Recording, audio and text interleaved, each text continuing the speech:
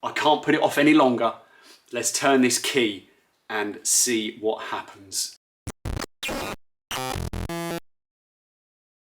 Good morning, good afternoon, good evening, and welcome to Ratchet.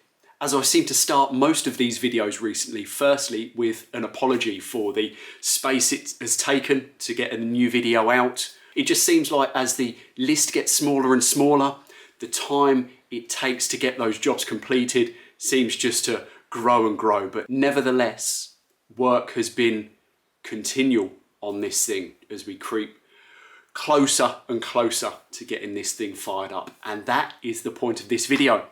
By the end of this video, this thing will spring to life. Now, I've been dealing with a few issues, all of them my doing, a couple of electrical, a couple of cooling, and a couple of other bits and pieces that I can't remember.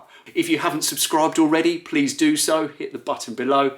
Leave me a comment. Always really enjoy the interaction with you guys. It's nice seeing a few of the regular names just cropping up and posting words of encouragement as, well, coming up 50 videos, which is unbelievable. So it's really nice that some of you guys have been following along since day one.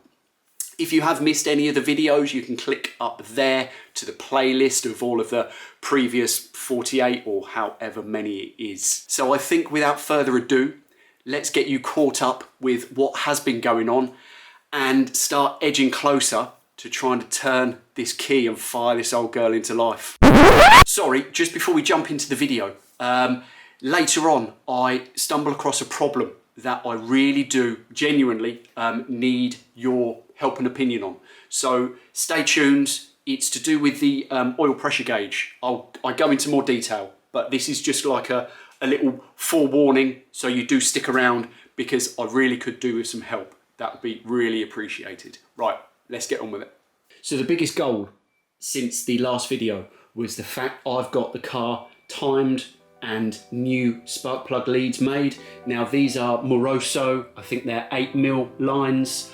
They were then cut to length and the ends crimped, ready for fitting onto the new black distributor cap. Now, stupidly, I didn't take all of the markings and notes that I needed to when disassembling the engine, which doesn't surprise me in hindsight. So this was a bit of an exploration into the engine to understand where the timing was set. The distributor, point number one, isn't facing backwards towards the carburetor, or it's not facing at 1 o'clock, as I have seen on a lot of other videos. So once I got the engine at top dead center on the compression stroke, I was able to set the timing. There were some marks on the harmonic balancer from the previous builder, so I used those as a guide. So it certainly seems like it wants to fire. I've checked the spark, getting really good spark, so I think I'm in good shape there. Coming down to the fuel side of things, I've got my King regulator set to the correct PSI to feed my Holly 650. According to the technical shenanigans, it needs between 5 and 7 PSI at idle. This is now set at 6, so I'm hoping I should be in the ballpark for that. Coming inside, everything is buttoned up, a few more tweaks and turns on the Jubilee clips, and fingers crossed we stay watertight. I think mentioned in the previous video, everything had been given a clean, a tidy, and a refurbishment prior to going back on the car, so it does sit in here looking quite nice, which I'm really pleased about. Electrical checks have been made. You may spot on the floor and fitted to the car are my new steering wheel and gear knob, which I will come to in another episode, but I'm really excited about how that little combo has come together. Again, it's more details that I've just obsessed about to an unhealthy level. But anyway, that's for another time. Electrical checks have been carried out and we are good to go. I've got fuel pumps working as they should, gauges reading as they should, as far as I'm aware at the moment. Now, I did have an electrical issue with the ignition switch where, annoyingly, I'd made an error of plugging one of the spade connectors into the wrong terminal, which means I wasn't getting a switch live down to the starter. So it took me a couple of evenings to diagnose what was going on there. So yeah, my error, but thankfully, a thing of the past. I'm putting off getting this car started for as long as possible, because if I'm all honest, I'm scared. Do you know what I mean? I don't know how this is all going to pan out. Fingers, toes crossed, but there is a certain amount of fear and trepidation turning this key for the first time. I've popped down to the fuel station, got a couple of jerry cans of fuel, which should last me all of about 5 minutes. But I think I can't put it off any longer. Let's turn this key and see what happens.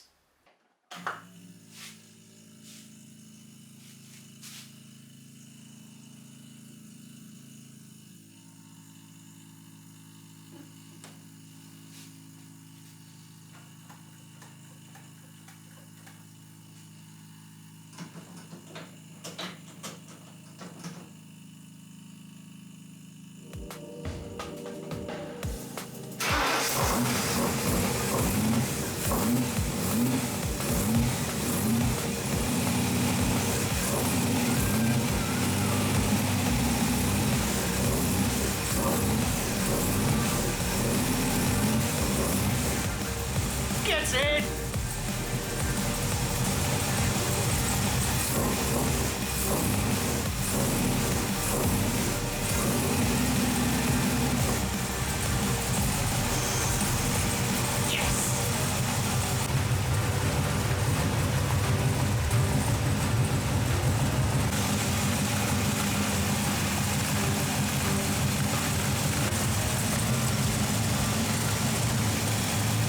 Oh my gosh, you cannot believe the emotions that I'm feeling after this fire up. The excitement, the happiness, the fear, all of the things going on at the moment. I did let it run for a couple of minutes, not fully up to temperature, but certainly just have a look around to try and inspect for any final coolant leaks. There shouldn't be any oil leaks because I've not had the engine apart, but obviously I have redone pretty much all of the cooling system, or I've had it all apart. So, you know, need to double check my own work. I'll let it cool down, let everything contract, and then see if I do have any drips or whatever anywhere on the car. One thing that I do need your help with is the oil pressure is absolutely pinned to the max. Now, the engine is full. It is absolutely full to the brim. On the dipstick marker of oil. Whether that is a contributing factor, I'm not sure. I don't know. I'll have to see what Google turns up. But it's certainly not something that I recall seeing when the engine was running. So below, if you can let me know what you think it may be, then please do leave me a comment. That would be really appreciated. So there you go. I'm in a bit of shock, really, if I'm honest. It feels like such a massive, massive milestone to get the engine fired into life. There's a few more bits and pieces. I've got a dodgy clutch. My brakes aren't the best, so I need to investigate those, get those bled, re-bled, whatever is necessary. Gosh,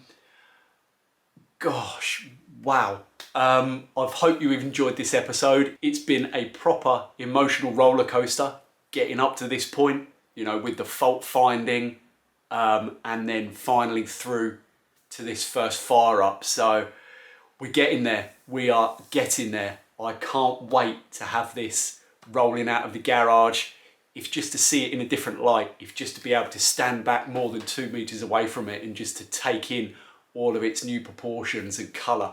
You know, it's an incredible feeling. And yeah, I think you can tell that I'm absolutely buzzing. So until the next episode, I will catch you next time.